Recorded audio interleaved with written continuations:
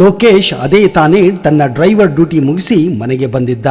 ಇನ್ನೇನೋ ಒಂದು 90 ಕೋಡೇಜ್ ರಮ್ ಅನ್ನ ಕುಡಿದು ಊಟ ಮಾಡಿ ಮಲಗಬೇಕೆನ್ನುವುದು ಅವನ ಆಸೆ ಆಗಿತ್ತು. ಯಾಕಂದ್ರೆ ಬೆಳಗ್ಗೆ 4 ಗಂಟೆಗೆ ಮತ್ತೆ ಬೆಂಗಳೂರಿಗೆ ಹೋಗುವ ಡ್ಯೂಟಿ ಬಂದಿತ್ತು.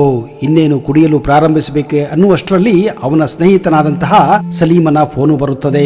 ತನಗೆ ಯಾಕೋ ಹೊಟ್ಟೆ ತುಂಬಾ ನೋಯ್ತಾ ಇದೆ, ಪದೇ ಪದೇ ಲೂಸ್ ಮೋಷನ್ ಆಗುತ್ತಾ ಇದೆ ಎಂದು ಹೇಳುತ್ತಾನೆ.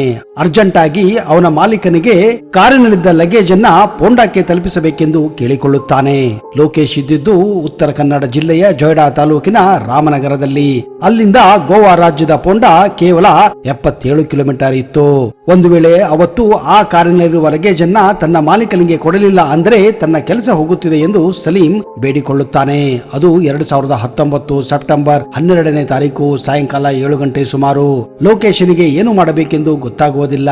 ಹೆಂಡತಿಗೆ ಈ ವಿಷಯನ ಹೇಳಿದರೆ ಹೆಂಡತಿ ಹೋಗಬೇಡಿ, ನೀವು ಮರುದಿನ ಬೆಂಗಳೂರಿಗೆ ಹೋಗಬೇಕೆಂದು ತಾಕೀತು ಮಾಡುತ್ತಾಳೆ. ಆದರೂ ಎಲ್ಲಿ ಸ್ನೇಹಿತ ಸಲೀಂ ಬೇಜಾರು ಮಾಡಿಕೊಳ್ಳುತ್ತಾನೆ ಎಂದು ಹೋಗಲು ನಿರ್ಧರಿಸುತ್ತಾನೆ. ಕಾರಣ ರಾಮನಗರದಿಂದ ಪೋಂಡಾಕ್ಕೆ 4 ಗಂಟೆ ಸಮಯ ಬೇಕಾಗಿತ್ತು. 11ರ ಸುಮಾರಿಗೆ ವಾಪಸ್ಸು ಬಂದು ಬಿಡುತ್ತೇನೆ ಎಂದು ಹೆಂಡತಿಗೆ ಹೇಳುತ್ತಾನೆ. ಲೋಕೇಶನ ಹೆಂಡತಿ ಸವಿತಾ ಮನಸ್ಸಲ್ಲಿದ್ದರೂ ಕೂಡ ಒಪ್ಪಿಕೊಳ್ಳುತ್ತಾಳೆ. ಆಯ್ತು ಎಂದು ಸಲೀಮನ ಮನೆಗೆ ಹೋಗಿ ಕಾರನ್ನ ಎತ್ತಿಕೊಂಡು ಮಾಲೀಕನ ನಂಬರ್ ಹಾಗೂ ಅಡ್ರೆಸ್ ಅನ್ನ ಪಡೆದು ಅಲ್ಲಿಂದ ಲೋಂಡಾಕ್ಕೆ ಪ್ರಯಾಣ ಬೆಳೆಸುತ್ತಾನೆ. ಅವತ್ತು ಯಾಕೋ ಏನೋ ಇದ್ದಕ್ಕಿದ್ದ ಹಾಗೆ ಧಾರಾಕಾರ ಮಳೆ ಕೂಡ ಪ್ರಾರಂಭಿಸುತ್ತದೆ. ಗೋವಾ ಗಡಿ ಅಂದರೆ ಅನ್ಮೋಡ್ ಚೆಕ್ ಪೋಸ್ಟ್ ಹತ್ತಿರ ಬಂದಾಗ ಪೊಲೀಸರು ಹಲವಾರು ಗಾಡಿಗಳನ್ನ ತಪಾಸಣೆ ಮಾಡುತ್ತಿದ್ದರು. ಲೋಕೇಶನ್ಗೆ ಇದು ವಿಚಿತ್ರ ಅನಿಸುತ್ತದೆ. ಯಾಕಂದ್ರೆ ಹೆಚ್ಚಾಗಿ ಗೋವಾದಿಂದ ಬರುವ ಗಾಡಿಗಳನ್ನ ಪೊಲೀಸರು ತಪಾಸಣೆ ಮಾಡುತ್ತಿದ್ದರು.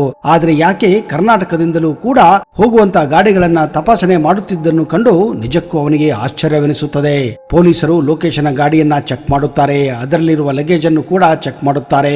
ಆದ್ರೆ ಅಂತಹ ಸಂಶಯಾಸ್ಪದ ವಸ್ತುಗಳು ಯಾವುದೂ ಸಿಗೋದಿಲ್ಲ. ಇದೇ ಕಾರಣ ಗಾಡಿಯನ್ನ ಬಿಡಲು ಹೇಳುತ್ತಾರೆ.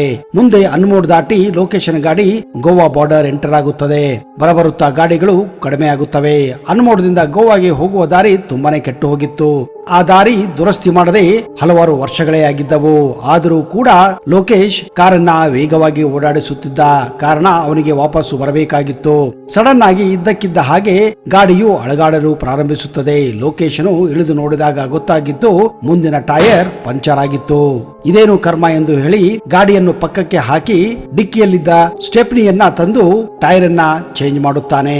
ಗಾಲಿಯನ್ನ ಚೇಂಜ್ ಮಾಡುವಾಗ ಅವನಿಗೆ ಯಾಕೋ ವಿಚಿತ್ರ ಅನಿಸುತ್ತದೆ. ಕಾರಣ ಆ ಸ್ಟೆಪ್ನಿ ತುಂಬಾನೇ ಹೊಸದಾಗಿತ್ತು.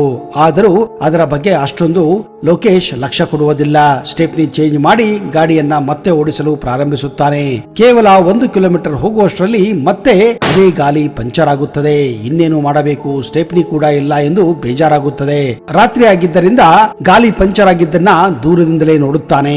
ಈಗ ಏನು ಮಾಡಬೇಕೆಂದು ಗೊತ್ತಾಗುವುದಿಲ್ಲ.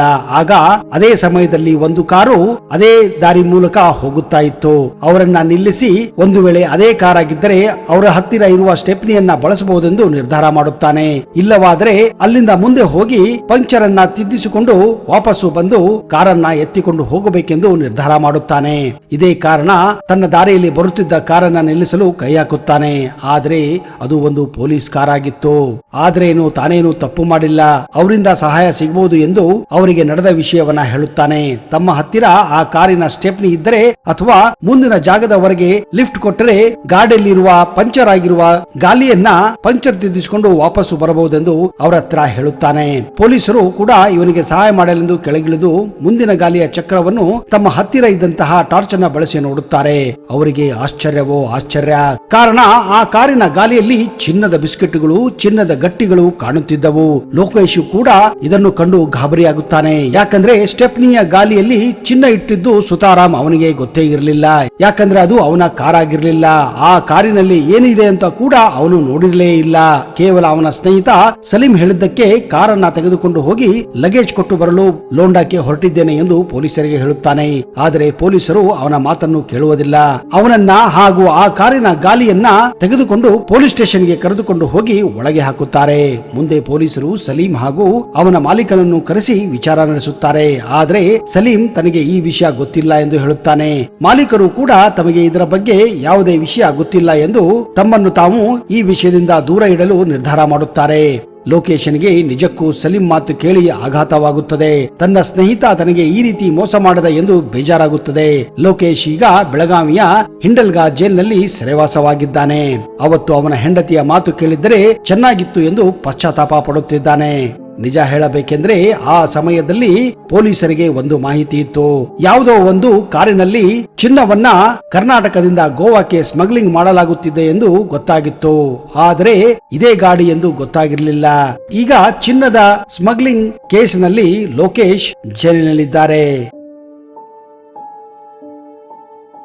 ನೋಡಿದಿರಾ ಸ್ನೇಹಿತರೆ, ಸ್ನೇಹಿತರಿಗೆ ಸಹಾಯ ಮಾಡಲೆಂದು ಹೋದಾಗ ಆಗುವ ದುರ್ಘಟನೆಗಳು ಎಂತಹದು ಎನ್ನುವುದಕ್ಕೆ ಈ ಒಂದು ಘಟನೆಯ ಸಾಕ್ಷಿಯಾಗಿದೆ. ಈ ಘಟನೆಯ ಬಗ್ಗೆ ನಿಮ್ಮ ಅನಿಸಿಕೆಗಳನ್ನ ದಯವಿಟ್ಟು ಕಮೆಂಟ್ ಬಾಕ್ಸ್ ಅಲ್ಲಿ ಹಾಕಿ. ಇಂತಹದೇ ಅಚ್ಚರಿಯ ಘಟನೆಗಳೊಂದಿಗೆ ಮುಂದಿನ ಸಂಚಿಕೆಯಲ್ಲಿ ಮತ್ತೆ ಬರುತ್ತೇನೆ. ಅಲ್ಲಿಯವರೆಗೆ ಜೈ ಹಿಂದ್, ಜೈ ಕರ್ನಾಟಕ. ನಿಮಗೆಲ್ಲ ಶುಭವಾಗಲಿ.